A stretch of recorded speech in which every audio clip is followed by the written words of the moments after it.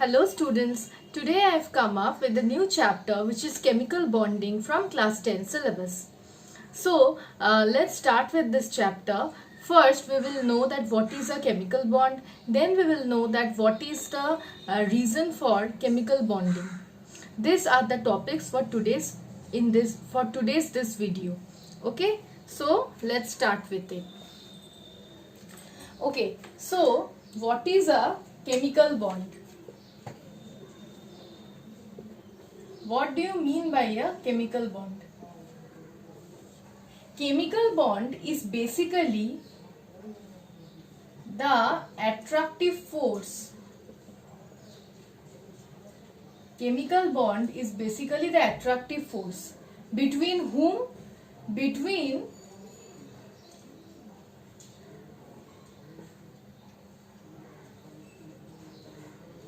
atoms of one or more elements.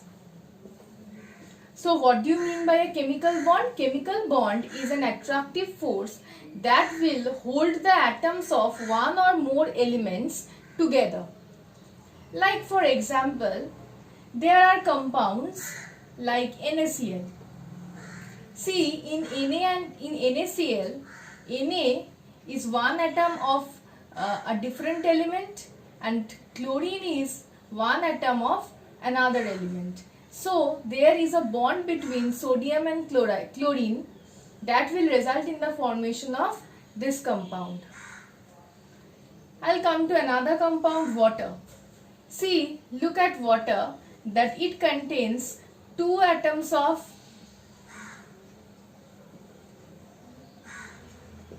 hydrogen and one atom of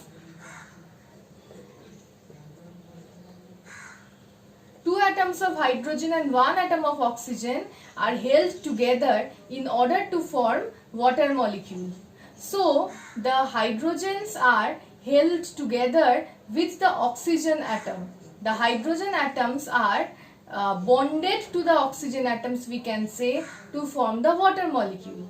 So what is chemical bond? It is the force, attractive force, that will hold the atoms of one or more different elements together to form a compound. Okay, so this is known as chemical bond. Now a question might arise that what is the need of chemical bond? Why the elements combine to form compounds? What is the need of chemical bond? So, for knowing about the need of chemical bond, we need to recapitulate two different rules, which is the octet rule and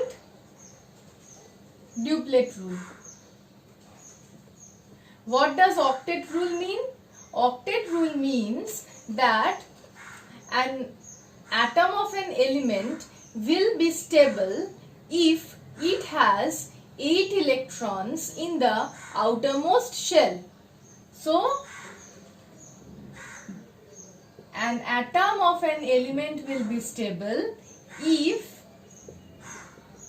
it has 8 electrons in the outermost shell. The outermost shell is also known as the valence shell. And what does duplet rule means? Duplet rule means that an atom of only a few particular elements like hydrogen and helium, they will be stable if it has 2 electrons in the outermost or valence shell. Now duplet rule is the rule which is valid only for hydrogen and helium.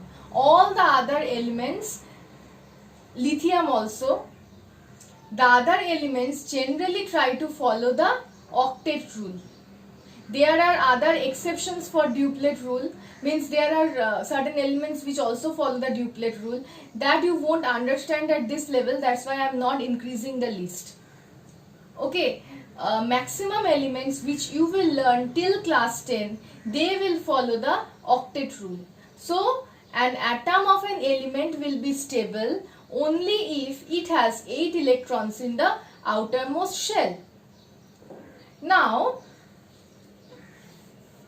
we are saying that an atom of an element will be stable only if the outermost shell has 8 electrons.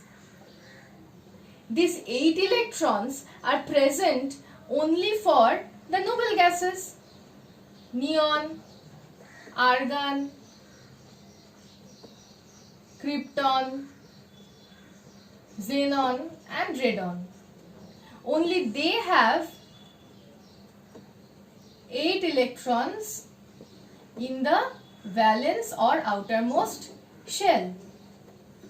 That's why the noble gases follow the octet rule. That's why the noble gases are highly stable. That's why the noble gases are known as noble gases or unreactive or inert gases, because they have 8 electrons in the valence shell, which means that they will follow the octet rule, which in turn means that they are highly stable. Their atoms are highly stable. They do not combine to form compounds. Okay, but again there are exceptions. There are a number of compounds formed by xenon. This you will come to know when you will be in class 12, not now. Till now, just remember that the noble gases have 8 electrons in the outermost shell, and helium, which is a noble gas, has 2 electrons in the outermost shell. Hence they follow the octet and duplet rule respectively. That's why they are highly stable and they do not combine to form compounds. But what about the other elements? The other elements do not have 8 electrons in the outermost shell. Like I am taking the example of sodium. Sodium has an atomic number 11. So let's look at the configuration of sodium electronic configuration. The first shell has 2 electrons. The second shell has 8 electrons. And we are left with 1 electron which is present in the last shell or the valence shell. Let's look at magnesium. Magnesium has an atomic number of 12. The first shell has 2 electrons.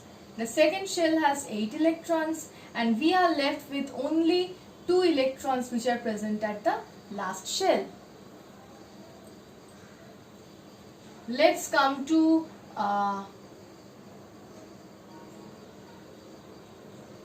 fluorine.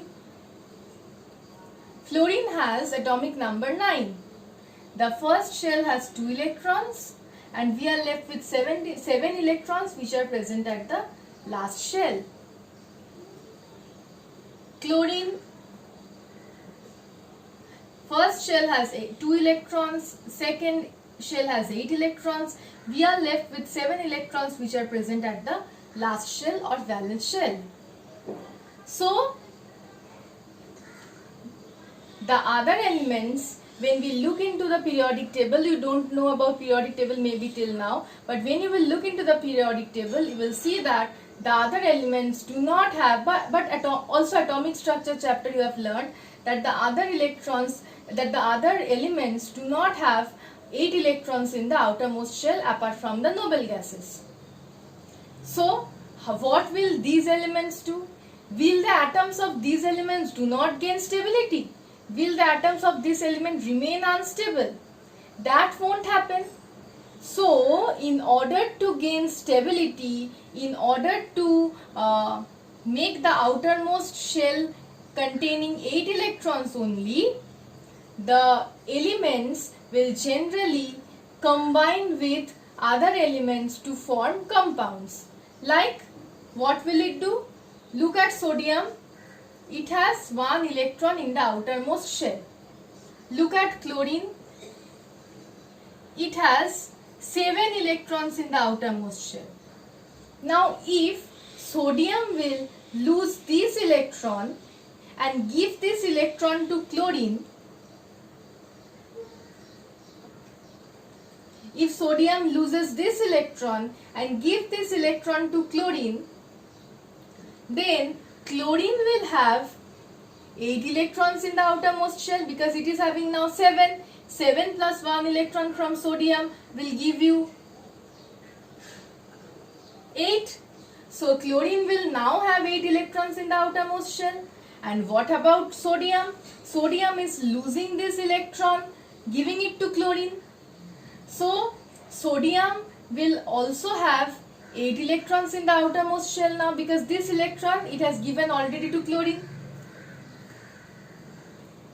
So when sodium is giving 1 electron to chlorine and chlorine is receiving 1 electron from sodium, these two atoms are strongly attracted towards each other. That's why these two atoms now will form a chemical bond, and that will result in the formation of the compound sodium chloride. Okay? So this is how the elements combine of different, the atoms of different elements combine with each other to form a compound. Okay, and what is the reason behind chemical bonding? The reason is that apart from the noble gases, the other elements in the periodic table do not have 8 electrons in the outermost shell or valence shell. Therefore, they do not follow the octet rule and hence they are not stable. They combine with the atoms of other elements by sharing or losing or gaining electrons in order to gain a stable electronic configuration so that they become stable. So in order to gain stability, the atoms of different elements combine with each other to form compounds. That is the reason behind chemical bonding. Okay? So I'll come to the two different ways of forming a chemical bond.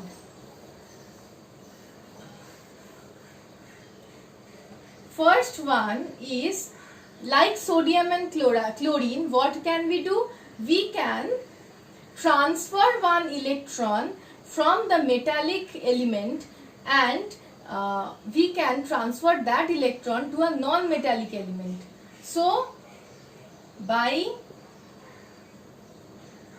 transfer of electrons,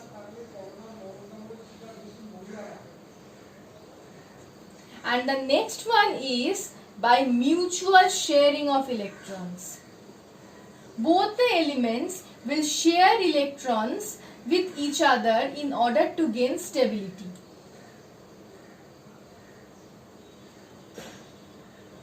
Don't worry, I'll come to the examples in the next video only.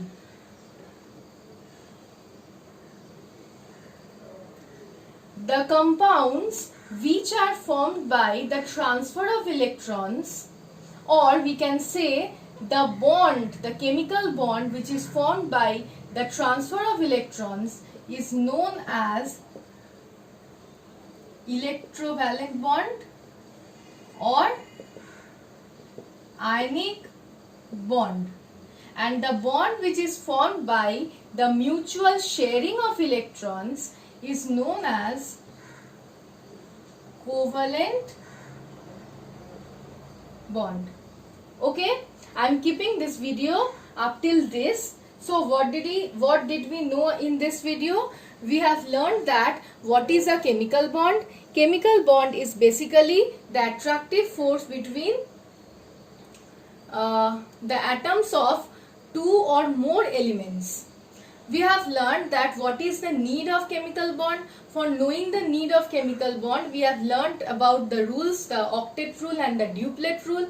Then we have known that apart from the noble gases, since the other elements do not have stable electronic configuration, That's why they are unstable. So in order to gain stability, they either transfer electrons or share electrons with the atoms of other elements and form chemical bond, or through the formation of chemical bond they will form a new compound. Then we have known that in what ways the chemical bond is formed. There are two ways. One is by the transfer of electrons and one is by the mutual sharing of electrons. The transfer of electrons example is sodium chloride, which I have shown you that one atom which was in the valence shell of sodium one electron which was in the valence shell of sodium will be transferred from sodium to chlorine, which was having 7 valence electrons. So sodium will lose 1 electron, chlorine will gain that electron. Now chlorine will have 8 electrons in the outermost shell and sodium will also have 8 electrons in the outermost shell. Okay, this is by the transfer of electrons, that electron is transferred from one atom to the other atom. This type of bond is known as electrovalent bond or ionic bond. And the next one is by the mutual sharing of electrons. Here the atoms of two different elements will share electrons with each other so that both the atoms gain stability. The bond formed by the mutual sharing of electrons is known as the covalent bond. Okay? So from the next video I'll start with the examples of electrovalent bond, and when I will start with the examples of electrovalent bond, I will show that how bonding occurs there. There are two ways of showing bonding. One is by the electron dot structure and the other by the orbit structural diagram. Both are there in your syllabus and I will teach both the parts. So from the next video I'll start with the examples of electrovalent bonding and then in the last video I'll talk about the covalent bonding. Okay, so thank you.